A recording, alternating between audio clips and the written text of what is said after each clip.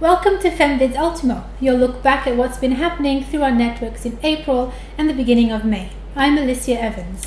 And I'm Hannah Hicks. The period of national emergency has ended, but our Women's Weather Watch continues. We review our recent Young Women's Learning Exchange, the We Rise Coalition makes it official, the Fiji Women's Forum celebrated 4 years on, and we drew attention once again to putting human security first in our latest op-ed. We've also moved our Suva Community Media Centre, the home of Fem Talk 89 FM, to Nolly Street, and we've had an interesting time settling in. But we're glad to announce that we are, in fact, back on air in the Central Division. Of course, the broadcasts in Lambasa continue during the Suva move. Not to mention, you can always find our programs online. If you've been following our Women's Weather Watch updates on our website, you might notice that the page only runs from January through to April. You can find our current updates on our new webpage, still on our website, and the new pages will be popping up every 2 months just to keep it fresh. The January to April page, while now completed, features the updates from our Young Women's Learning Exchange. The exchange was an opportunity for our producer broadcasters, including Kini from Lambasa and some of our other network and broadcast partners, to come together and reflect on Tropical Cyclone Winston, a first for many. We also produced a Women's Weather Watch anthem to reflect our priorities as young women, as well as serve a tribute to the late Prince.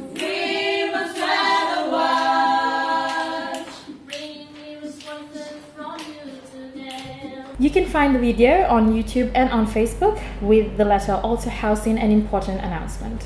FemLINK Pacific, the Fiji Women's Rights Movement and Diverse Voices and Action for Equality with the International Women's Development Agency have signed on as We Rise partners, demonstrating a commitment to a dynamic feminist coalition.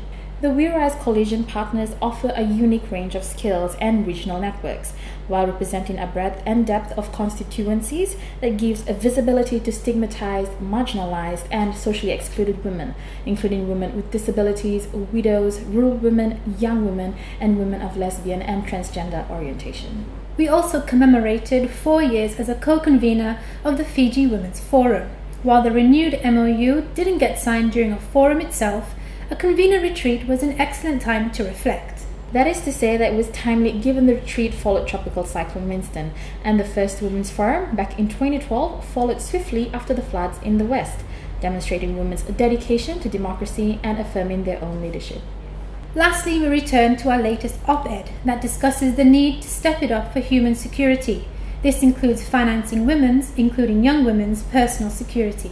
When you put women's human security first, you invest in preventative action, a more responsive police force, in human rights promotion and education, and in the ability for women's rights groups to work with faith-based and other community groups. Thanks for joining us. Don't forget to keep in touch via our Facebook page, Twitter accounts, Mixcloud, and website.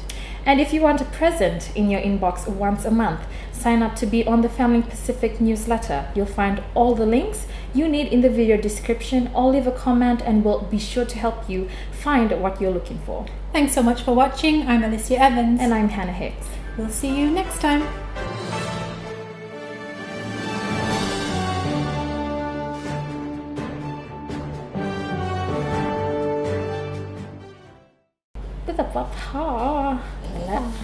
Commemorated. Yeah.